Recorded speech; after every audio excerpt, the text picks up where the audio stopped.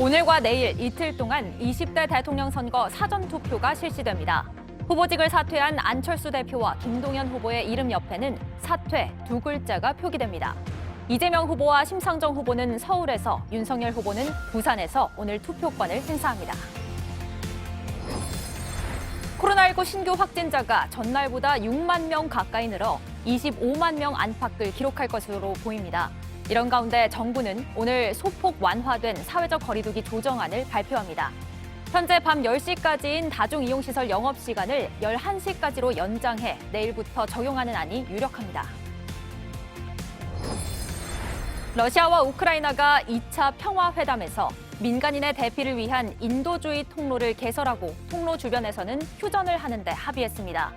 러시아는 우크라이나의 남부 요충지이자 항구 도시인 헤르손을 장악했습니다. 금요일인 오늘 서울 등 수도권과 중부 지역에 5mm 정도의 비가 내리겠습니다. 비와 함께 천둥과 번개가 치는 곳도 있겠습니다. 낮 최고 기온은 서울 14도, 대전은 16도까지 오르며 비교적 온화하겠습니다.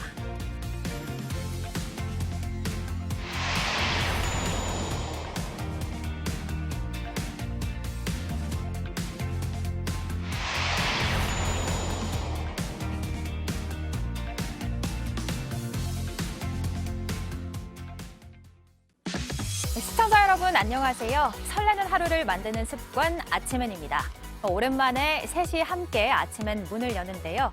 이도성 기자, 오늘은 어떤 소식들 기다리고 있나요? 네, 오늘부터 베이징 동계 패럴림픽이 시작합니다. 그런데 러시아와 벨라루스 선수단에는 참가 불허 결정이 내려졌습니다. 우크라이나를 침공한 러시아를 가만두고 볼 수는 없다는 여론 때문이었습니다. 국내에서는 우크라이나를 향한 기부의 손길이 이어지고 있습니다. 자세한 내용은 잠시 후 설명드리겠습니다. 네, 그리고 안일근 기자, 우크라이나 상황 방금도 관련해서 이야기가 나왔는데 어떻게 진행되고 있나요?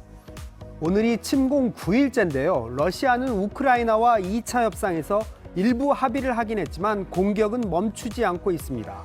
남부 도시 헤르손은 점령한 가운데 수도 키이우와 하르키우에선 보급 실패 등으로 진군이 정체돼 있습니다. 네, 이 소식은 아침엔 월드에서 더 이야기 나눠보겠고요. 오늘 아침엔 라이프에서는 개봉 영화 소식들 전해드립니다. 끝까지 함께해 주세요. 3월 4일 금요일 아침엔 시작합니다.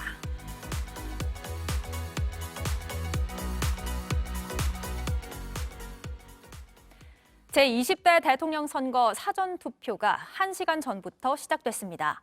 사전투표 용지에는 어제 사퇴한 안철수 국민의당 대표의 이름 옆에 사퇴라는 두 글자가 표기되는데 대선 당일 투표 용지에는 이 표기가 없어서 혼동하지 않도록 유의하셔야겠습니다. 코로나 확진자는 내일 오후 5시부터 투표가 가능합니다. 보도에 유미애 기자입니다. 사전투표는 오늘과 내일 오전 6시부터 오후 6시까지입니다. 주소지와 상관없이 전국 3,552개 사전투표소 어디서나 투표할 수 있습니다. 코로나 확진자는 사전투표일 이틀째인 내일 하루만 투표가 가능합니다.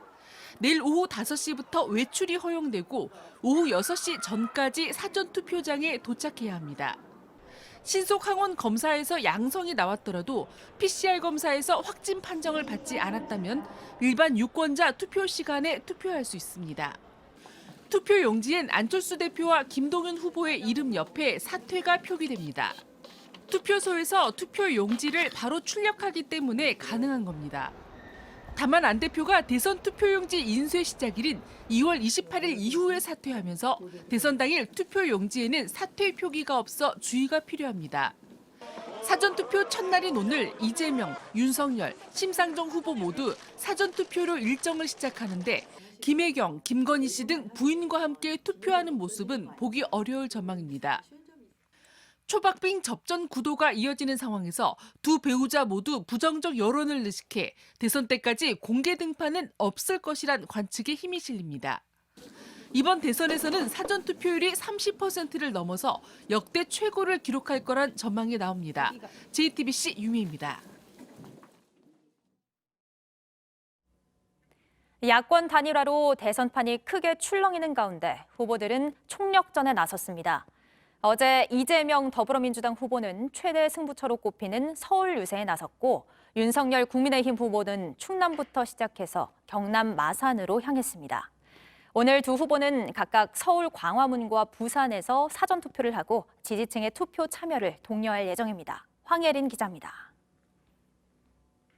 이재명 후보는 서울 종로를 찾아 여성이 안전한 나라를 만들겠다고 했습니다. 성범죄로부터 여성의 일상을 확실히 지키겠습니다. 피해자들이 더 빠르게, 더 확실하게 보호받고 더 안심할 수 있도록 법과 제도를 대폭 정비할 것입니다. 앞서 구조적인 성차별은 없다고 발언한 윤석열 후보를 직격했습니다. 여성들의 이 불평등과 차별을 극복하기 위한 우리 모두의 노력을 폄훼하지 않을 것입니다. 구조적 성차별이 없다는 이상한 소리 저는 하지 않습니다. 윤석열 후보는 안 후보와 단일화 기자회견 직후 충남으로 향했습니다. 단일화 타결을 강조하면서 국민의당 안철수 후보와 큰 뜻에서 단일화를 아침에 이뤄냈습니다. 정권 교체를 앞세웠습니다.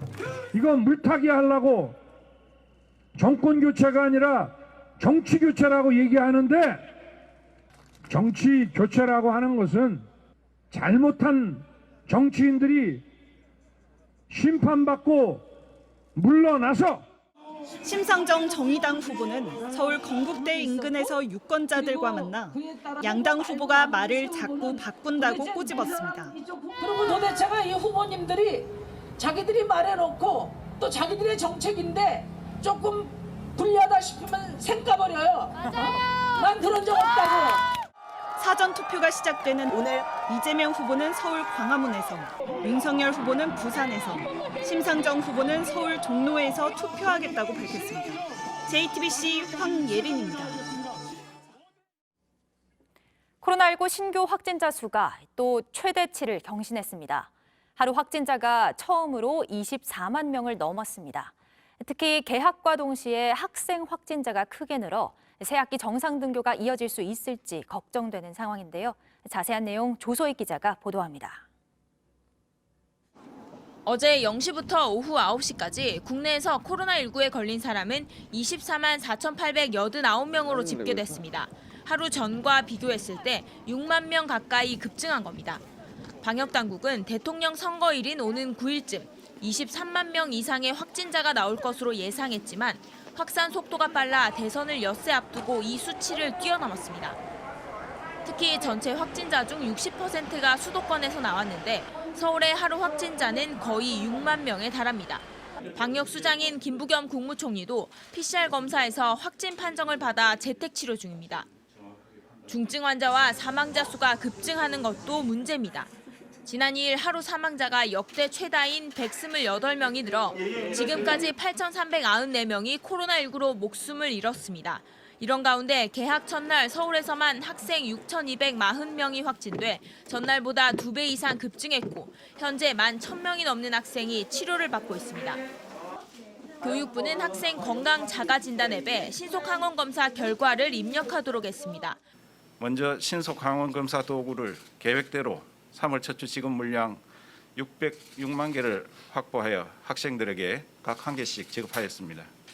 교육부는 오는 11일까지는 새학기 적응 주간을 적용해 학교가 수업 시간을 단축하는 등의 방법으로 밀집도를 조정할 수 있도록 했습니다. JTBC 조소입니다. 한편 지금의 거리 두기가 적용되는 기간은 아직 일주일 넘게 남았는데요. 정부가 다중이용시설의 영업시간 제한을 또 푸는 쪽으로 가닥을 잡았습니다. 밤 11시까지로 1시간 더 늘린 새 거리두기 방안이 오늘 발표될 걸로 예상되는데 이르면 이번 주말부터 시행될 걸로 보입니다. 유한울 기자입니다. 정부가 다중이용시설 영업시간을 밤 11시로 1시간 늘리는 방안을 유력하게 검토 중입니다.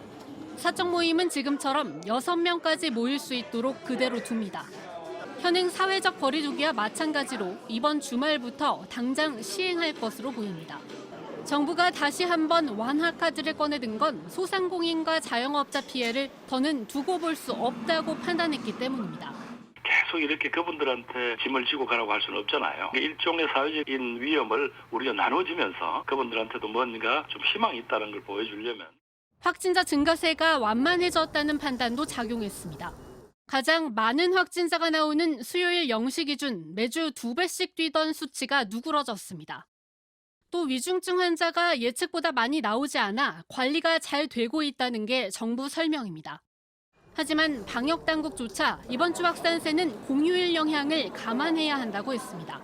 약간 누그러들긴 했지만 아직은 그 증가하는 경향이 계속되고 있습니다. 확진자의 증가세가 조금 어저께 줄어든 것처럼 보이는 것은 3월 1일에 그 휴일이었던 것도 영향을 미치는 것으로.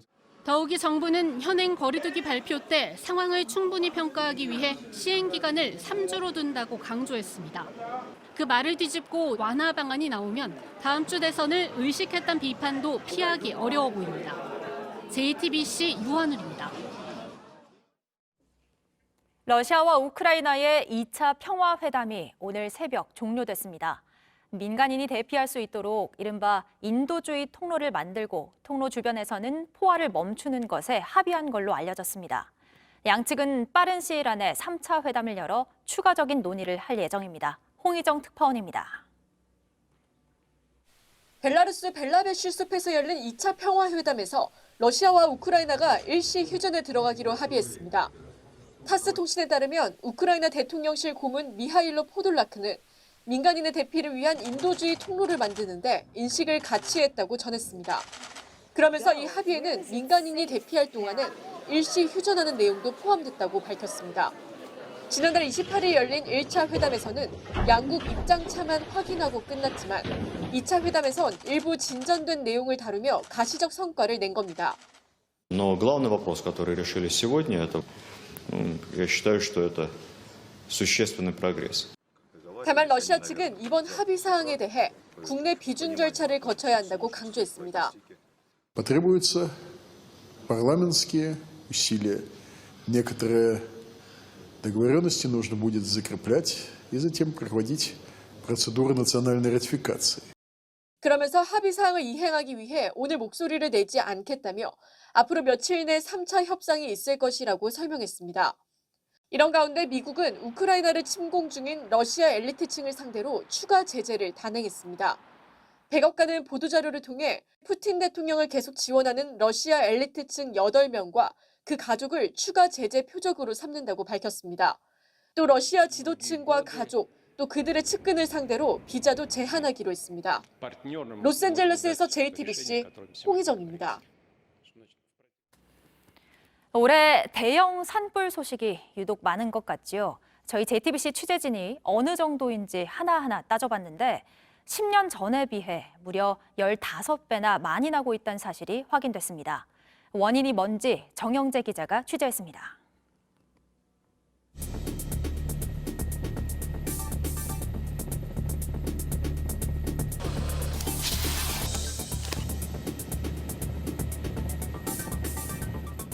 (2월에) 큰 산불이 나는 건 드문 일입니다. 올해는 2월 한 달 100헥타르 넘게 태운 큰 산불이 2차례. 지난 2달 동안 난 산불은 227건입니다. 10년 전과 비교하면 15배 급증했습니다. 1973년부터 48년 동안 강수량 변화를 살펴봤습니다. 지난해 12월부터 올해 2월까지 겨울 강수량은 13.3mm, 예년 평균 강수량의 10분의 1 수준입니다. 비가 적게 오니 그만큼 산불 위험은 높아집니다. 환경당국은 겨울철 비가 급격하게 줄어든 이유를 명확히 알 수 없다고 얘기합니다. 편차는 있지만 평균 기온도 지난 40년 동안 높아지는 추세입니다. 평균 기온이 1.5도 오를 때마다 산불 위험은 8.6% 높아집니다. 온도와 습도로 시뮬레이션 해보니 2000년 이후와 비교해 1, 2월 산불 발생 위험성이 30에서 50% 정도 높아진 상황입니다. 기온이 높아지고 습도가 낮아지면서 큰 산불이 나면 숲이 머금고 있던 이산화탄소를 배출하게 됩니다. 그러면 지구는 더 뜨거워지고 건조해집니다. 악순환의 고리가 시작되는 겁니다. 전문가들은 3년 전 6개월 동안 불이 꺼지지 않으면서 서울 면적 80배를 태운 호주 산불이 남일이 아닐 수 있다고 경고합니다. 세계 기상기구는 이런 이상기후가 일상이 될 것이라고 예고했습니다. 우리 산림청이 당장 할 수 있는 일은 올해 산불 특별대책기간을 보름 앞당겨 시행하는 게 전부입니다. JTBC 정영재입니다. 산불은 평지에서 난 불보다 무려 78배나 빠르게 번진다고 합니다. 합천 고령 산불도 하루 좀 넘는 시간 만에 축구장 950개 면적을 잿더미로 만들었습니다. 이어서 백희연 기자가 보도합니다. 최근 일어나는 큰 산불은 급격히 빠른 속도로 번지는 특성이 있습니다. 아까는 멀리 갔는데 가깝게 왔구만. 아이고, 오게나 들어가. 올해 들어 특히 건조했던 날씨가 주요 원인인데 경사가 있는 곳에선 불이 더 빨리 번집니다. 각각 10%와 35%의 물을 머금은 낙엽 더미를 쌓아두고 불을 붙여봤습니다. 바람이 불면 물을 머금은 낙엽엔 3분의 1 정도만 불이 붙습니다. 물을 덜 머금은 낙엽은 1분 만에 타버립니다. 건조할 때 불이 번질 확률은 30배가 빨라집니다. 올해 강수량이 예년보다 10분의 1 수준이라 불은 더 빨리 번졌습니다. 경사지에서 불이 더 잘 번지는 특성도 있습니다. 30도 경사일 때 평지보다 5배 빠른데 여기에 초속 6m의 바람이 불면 최대 78배가 빨라집니다. 경사면이 있는 낙엽이 바람이 불자 순식간에 타버립니다. 경남 합천 산불도 27시간 만에 축구장 950개 면적을 태웠습니다. 강풍, 급경사지, 그리고 산불에 취약한 소나무 단순림으로 구성되어 있어서 산불 확산 조건이 용이하게 작용했기 때문에 우리나라 산림 대부분이 불에 잘 타는 소나무인 것도 대형 산불 원인 중 하나입니다. 무엇보다 급격한 기후 변화를 늦춰야 합니다. 지금 전 세계적으로 산불이 많이 일어나고 있어요. 북극 연안 시베리아 같은 데들도 산불이 막 이어지고 있기 때문에 유엔 환경계획은 기후 변화를 이대로 방치한다면 2050년에는 산불이 30% 더 늘어날 것이라고 경고했습니다. JTBC 백희연입니다. 금요일인 오늘은 전국 대부분 지역에 봄비 소식이 있습니다. 강원 동해안을 제외한 중부와 전북 지역에 5mm 정도의 비가 예상되는데 양이 적어서 메마른 대지를 적시기에는 역부족입니다. 비와 함께 천둥과 번개가 치는 곳도 있겠습니다. 영남 지역엔 여전히 건조특보가 발효돼 있어 화재 예방에 주의하셔야겠습니다. 오늘 서울의 낮 기온은 14도, 대전이 16도까지 오르겠고 미세먼지와 황사 등이 유입되며 서울 등 한반도 서쪽 지역의 미세먼지 농도가 높게 나타나겠습니다.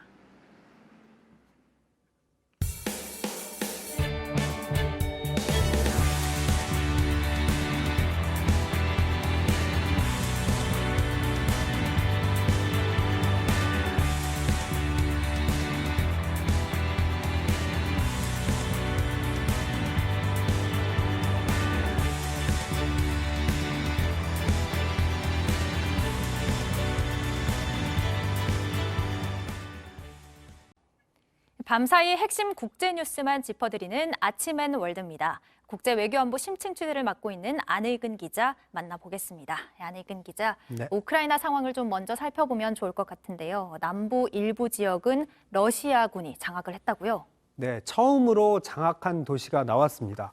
우크라이나와 2014년 러시아가 강제 병합했던 이 크림반도를 잇는 남부의 헤르손이라는 도시입니다. 예. 이 옆쪽 마리우폴이라는 항구 도시도 전면 포위된 상황입니다.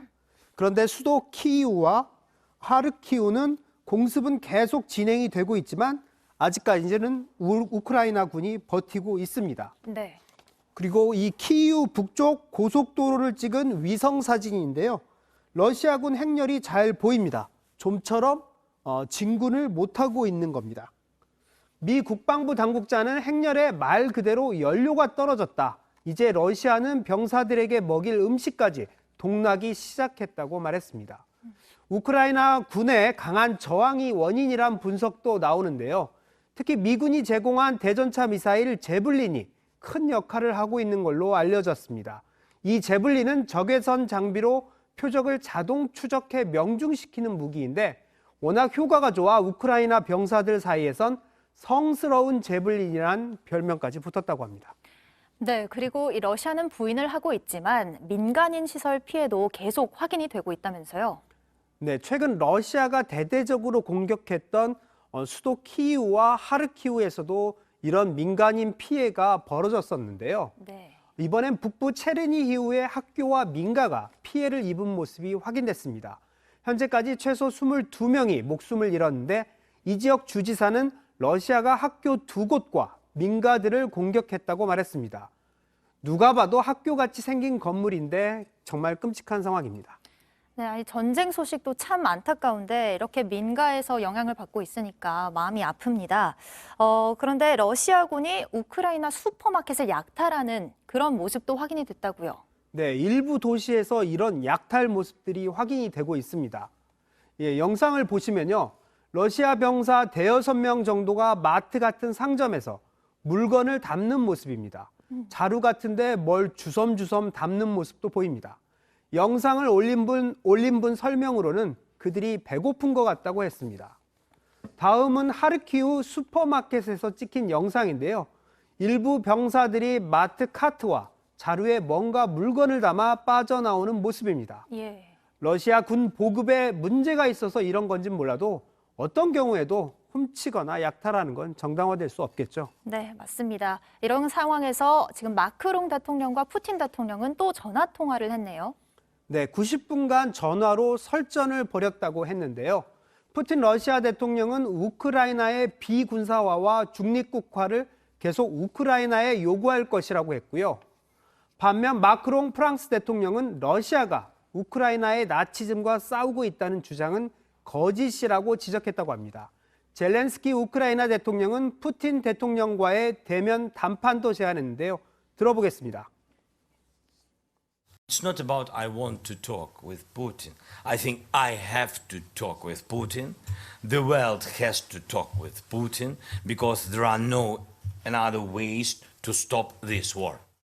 다만 젤렌스키 대통령은 이 푸틴 대통령과 30m 떨어져 앉으면 안 된다는 단서를 붙였는데요.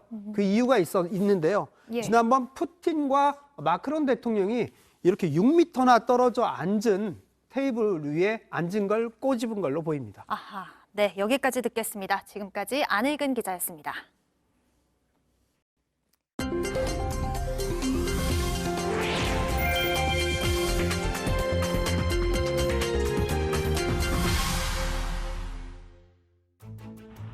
한 줄기 초록색 빛이 반짝입니다. 거리와 사람들이 온통 빛으로 물들었는데요. 입안까지 번쩍거리죠? 덴마크의 수도 코펜하겐에서 해마다 열리는 빛축제 현장입니다. 건물벽과 다리 등 도심 곳곳이 50가지 조명 작품의 무대로 변했습니다.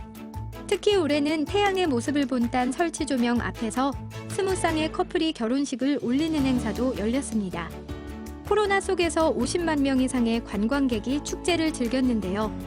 축제 마지막 날 외교부 건물이 파란색과 노란색, 우크라이나 국기 색깔로 물들었고 도심 곳곳에 우크라이나를 지지하는 조명이 켜졌습니다. 신나는 노래에 맞춰 한 군인이 개다리 춤을 춥니다. 즐거운 춤사위에 동료들도 흥을 보태는데요. 무슨 사연이 있는 걸까요? 영상 속 남성은 우크라이나의 군인인데요. 멀리 떨어져 있는 딸이 걱정하지 않도록 이렇게 즐겁게 춤추는 영상을 찍어 소셜미디어로 안부를 전한 겁니다. 익살스러운 영상이 인기를 끌면서 400만 명의 팔로워도 생겼는데 러시아의 우크라이나 침공이 본격화된 이후 더 이상 영상이 올라오지 않아 모두의 걱정이 커졌습니다.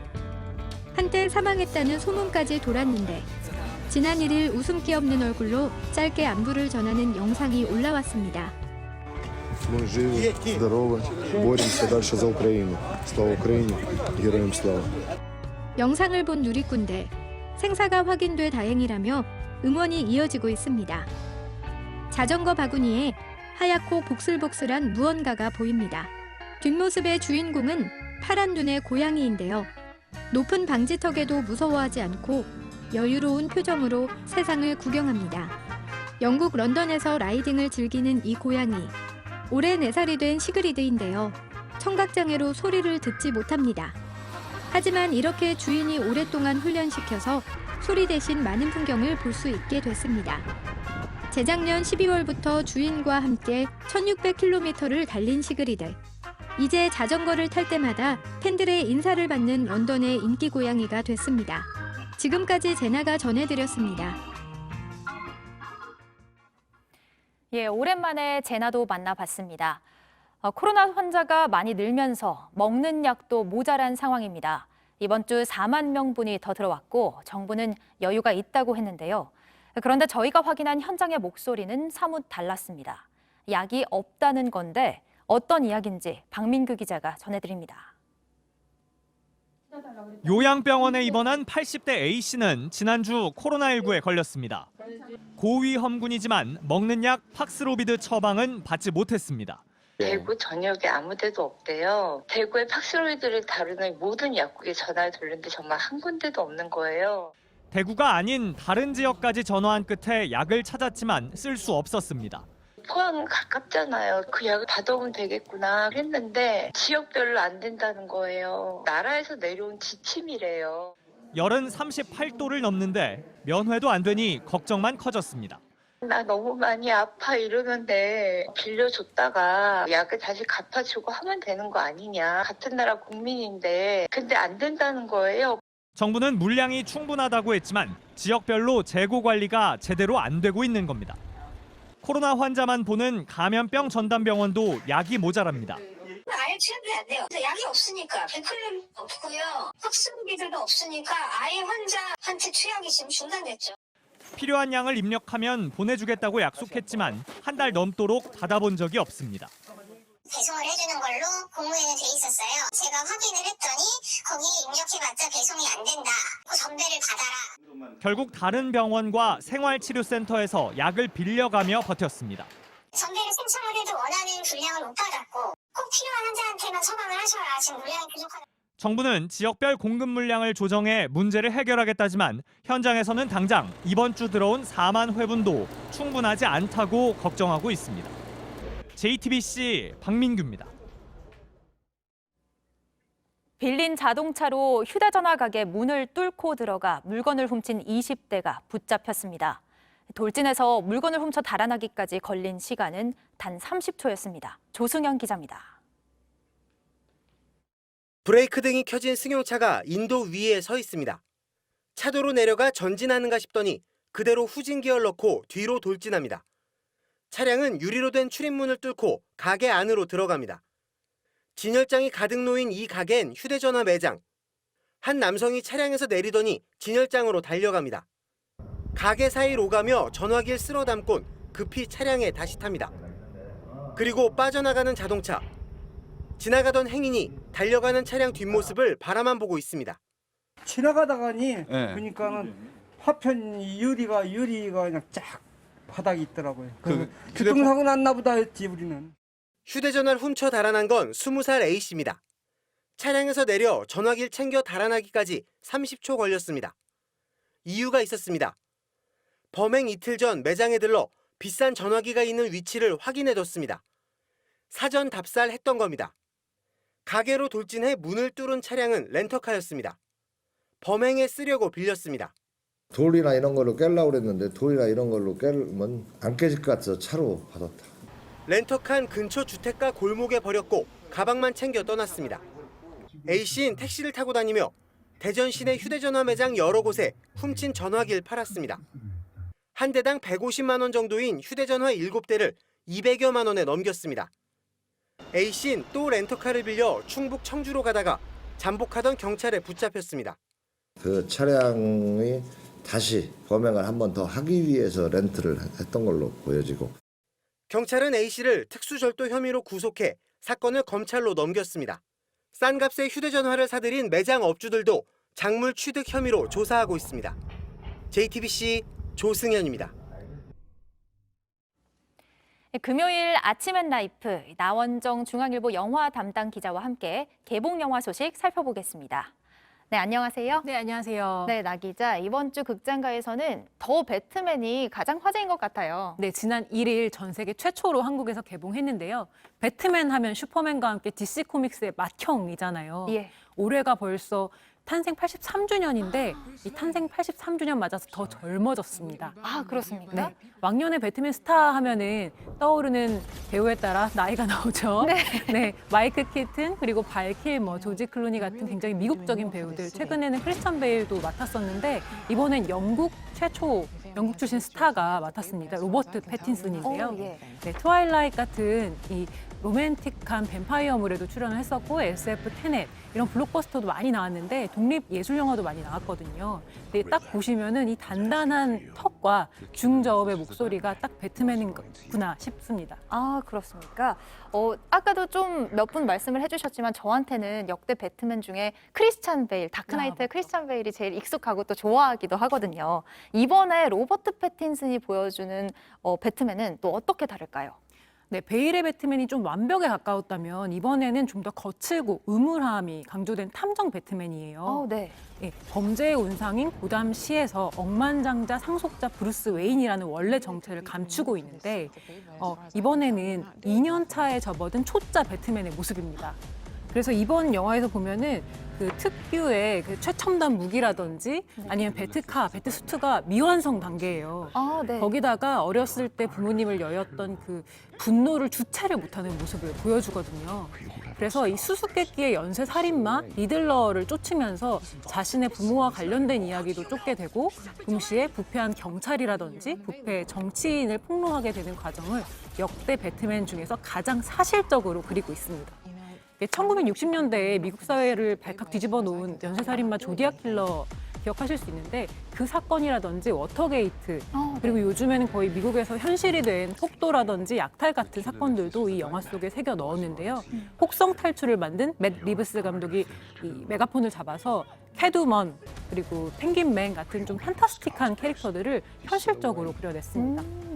또 다른 모습의 배트맨 그리고 또 다양한 사실들이 반영된 영화가 기대가 많이 됩니다. 그런데 이 영화 상영 시간이 거의 3시간이더라고요. 네, 화장실 갈 시간이 없다는 우스개가 나오는데요. 176분이에요. 역대 배트맨 중 가장 길고요. 3년 전에 그 마블 히어로 영화 중에서 엔드게임, 이 어벤져스 엔드게임이 181분이었거든요. 그래서 딱 5분 차이로 역대 슈퍼히어로 블록버스터 중에서 두 번째로 긴 영화가 됐습니다.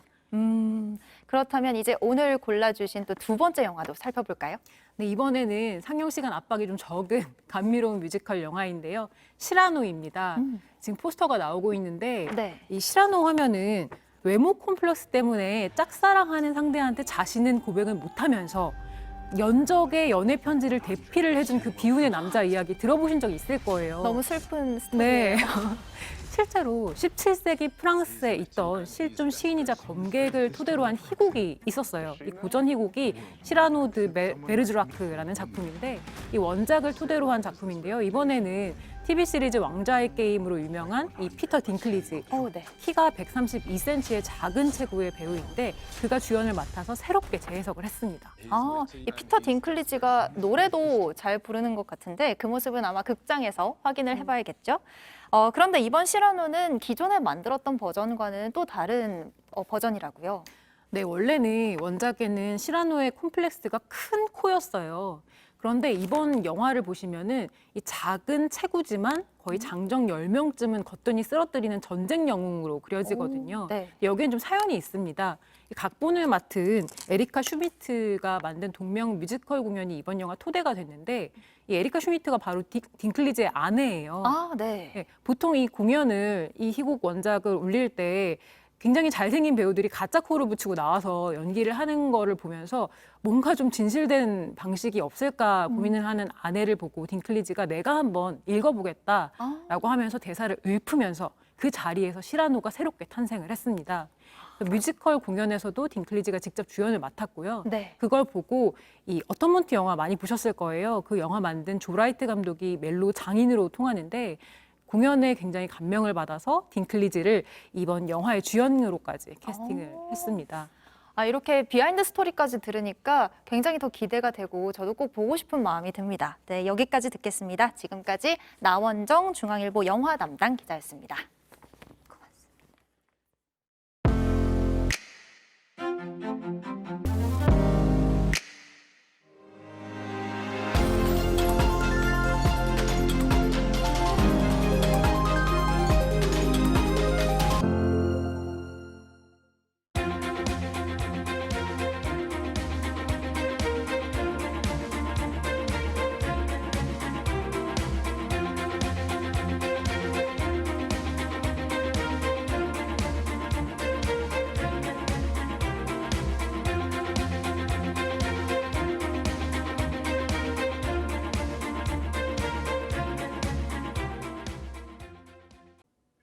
끝으로 날씨입니다. 금요일인 오늘은 전국 대부분 지역에 봄비 소식이 있습니다. 강원 동해안을 제외한 중부와 전북 지역에 5mm 정도의 비가 예상되는데 비와 함께 천둥과 번개가 치는 곳도 있겠습니다. 낮 최고 기온은 서울 14도, 대전은 16도까지 오르며 비교적 온화하겠습니다. 서울 등 한반도 서쪽 지역에서는 미세먼지 농도가 높게 나타나겠습니다. 저희가 준비한 소식들 여기까지입니다. 오늘과 내일 이뤄지는 사전투표, 혼잡한 당일을 피해서 미리 투표하시면 더 안전하게 선거에 참여하실 수 있을 것 같습니다. 건강하고 평안한 주말 보내시길 바랍니다. 아침엔 JTBC.